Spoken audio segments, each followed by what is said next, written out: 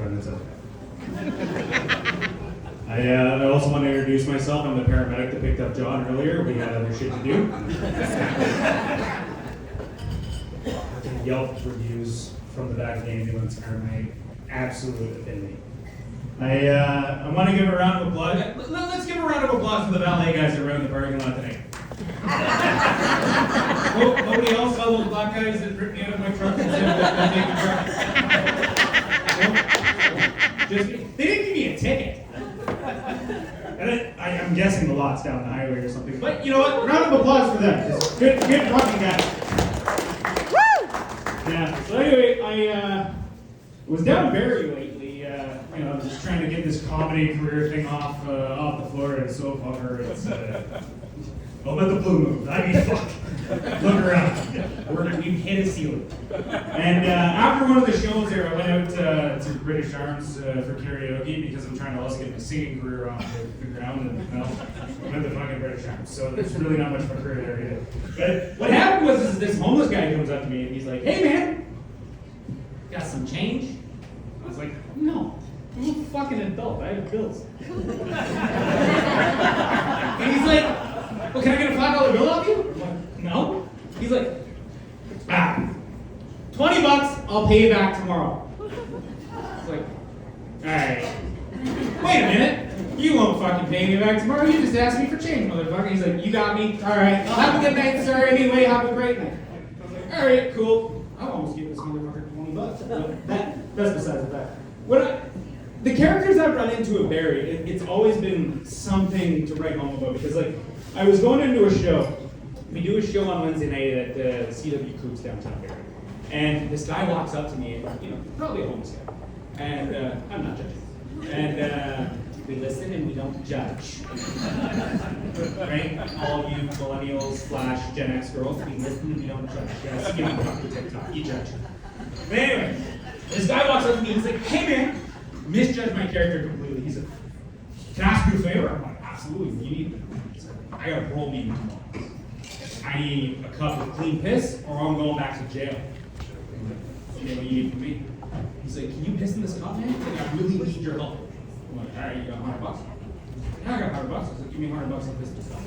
Hands me a $100 bill. I walk away, piss in the cup, hand the cup back to him. And let me tell you, that guy's going to learn a very valuable lesson. He's sitting in his jail cell tomorrow. To never trust a stranger to piss in your cup. And especially don't pay that guy.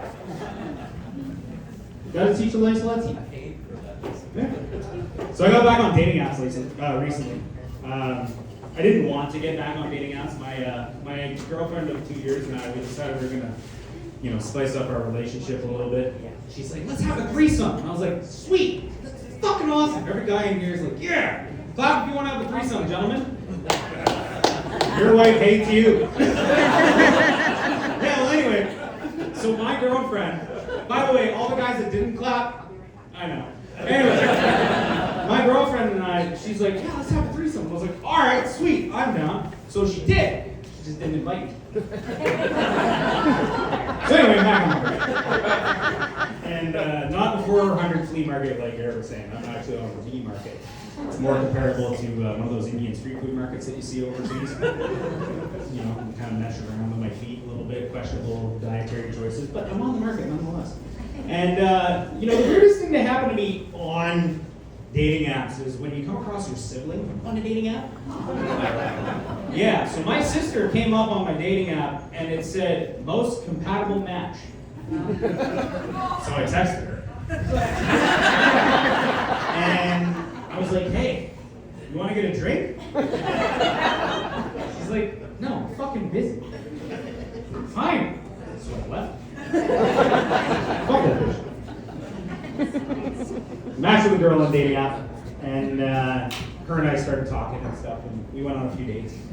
And we were hitting it off pretty good. By about the third or fourth date, she's like, "I'll take you back to your place and show me what you can do." And I was like, "Oh, do I have some Lego at home for you?" Turns out that's not what she wanted. Got her back to the house, and we got to business and did the ungodly thing that most of you are thinking about. And she had the nerve, the audacity, to criticize my game. She said, "You finished too quickly." I was like, "Listen, lady, I'm a golfer. I always finish in the least amount of strokes as possible. If you don't like it, get off my course. Yeah, she didn't like that one. Anyway, she left in an Uber. And yeah, but you want to know something? The best thing is I've been able to explore different things and pastimes that I like, going and dating other people. And one of my favorite pastimes now is going out to fancy steakhouses and treating the women I'm with to that fancy steakhouse. I find the nicest cut of meat that I possibly can, right? I get it cooked to absolute perfection. I tip my waitress phenomenally. Hint, hint, wink, wink. By the way, girls, I'm pulling for you. Yeah. But you guys can try this here. It's a money-saving hack, and it works for everybody, okay? So what you do is you go to a nice place like the Blue Moon, and you go and you buy the best thing on the menu, you get it to perfection, you tip graciously, 25%, and then when you leave, you call your bank and report a credit card fraud. Easiest $400 savings that I've ever had now. If you haven't tried it, try it tonight. You will not be disappointed. It's my first time performing here, so give a hand to the first time performers. Woo! So I was talking to Michael, and I said to him, I'm like, how should I prepare? What's off limits? What do I need to do? He's like, yeah, it's no big deal. You have a 10-minute set. You can say anything you want. It's cancel culture comedy. You just can't say the N-word. And I'm like, why the fuck would I say anything to do with Nickelback? So anyway, I never made it as a wise man, and that's why I'm in fucking comedy.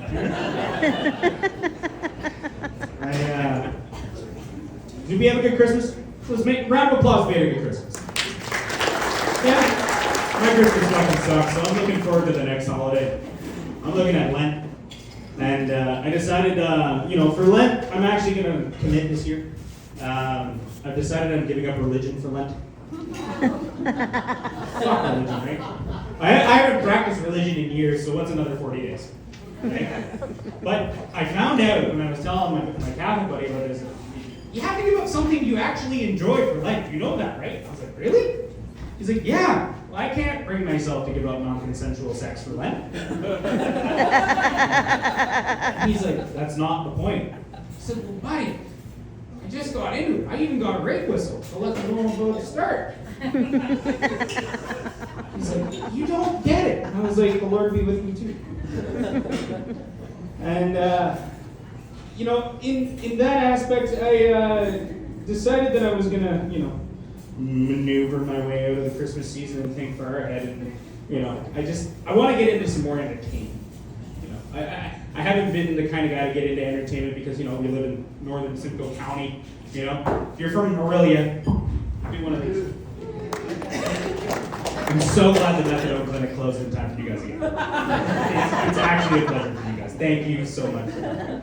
But yeah, I ended up actually going to the city recently to get some entertainment. I ended up at the intersection of Church and Wellesley. Is anyone familiar with Toronto and Church and Wellesley? You're familiar with Church and Wellesley. Walk right into that one. Yeah. He's a local resident of the gay village. And I was down there, and let me tell you, I'm really disappointed in the city of Toronto's wildlife protection plan. And I'll tell you why. So I was down there. All the locals kept coming out to me and they're like, hey, see all the bears in the area? I'm like, bears? Fucking bears in the area? Like, there's a bunch of otters around here too. I'm like, what kind of fucking city has all these wildlife animals just running rampant through everywhere? This is not acceptable. I'm calling the city. They're like, well, you could be a bear too. And I'm like, well, I don't know what you think. I'll leave it at that. Okay. Yeah, well, I was down in the gay village. I found out that I needed pronouns. And my pronouns are pretty easy. Fuck me, please. Let me tell you something. You look like this, and you go to Church on Wellesley Street, and you look at a gentleman that looks like him. And you say, fuck me, please. It works. Just be careful. Like, I never felt more like a hot white chick in my life than I did when I went to the gay bar. I ended up going to a gay bar while I was down there. Or a bar, as they call it. And let me tell you, I walked in, I had a $20 bill in my back pocket. I walk in, 3 hours later I walk out, I still had a $20 bill in my back pocket, and I was fucking shit-faced. Best time of my life, I was walking with a bit of a limp. We're not gonna go. Anybody been to Brampton lately? Make some noise if you've been to Brampton. Woo! Yeah, capital of fucking India. You know, maybe Christopher Columbus was right. When he came here back in the day to discover India, the Indians were just late in. It's possible.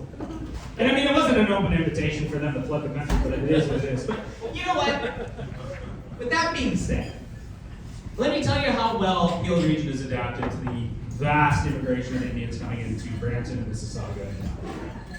They've integrated Indians and they started hiring them for service jobs. I was down in Brampton recently. I saw an Indian Peel police officer.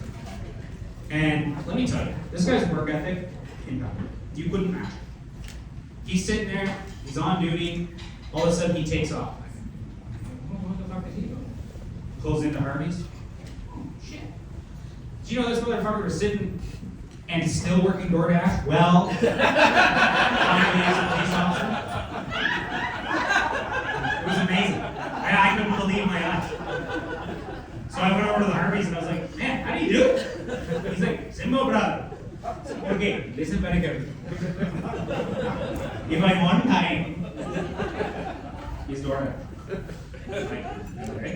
If I'm not on time, it's a welfare check. I put on the sirens and the lights and I go. Checks out. Did you guys hear about that plane crash that happened in India a couple of months ago?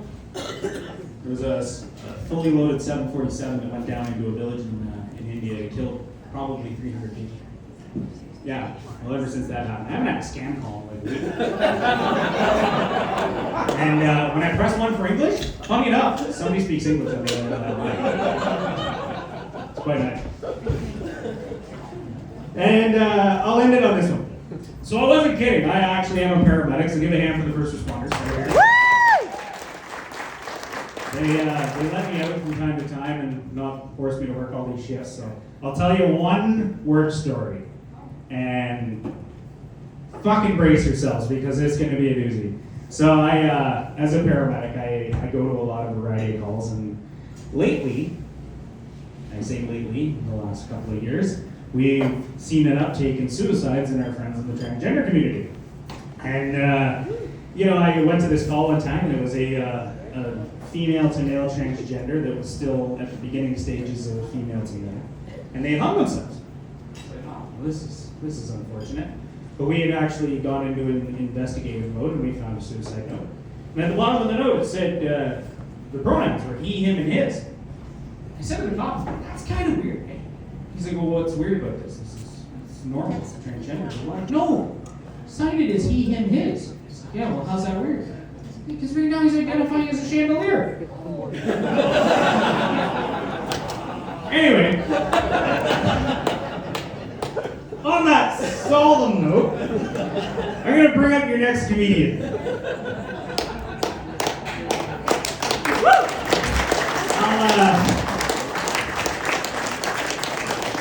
I'll tell you this. He told me to tell you guys he had the biggest dick in the room. Or that he was the biggest dick in the room. I don't know. Anyway, this guy is the second best looking in the club. And he's open for acts such as Brent Butt, Gilbert Gottfried, Sean Collins, God himself, and he was most recently on the roast of Mick Foley. Ladies and gentlemen, Matthew Butt.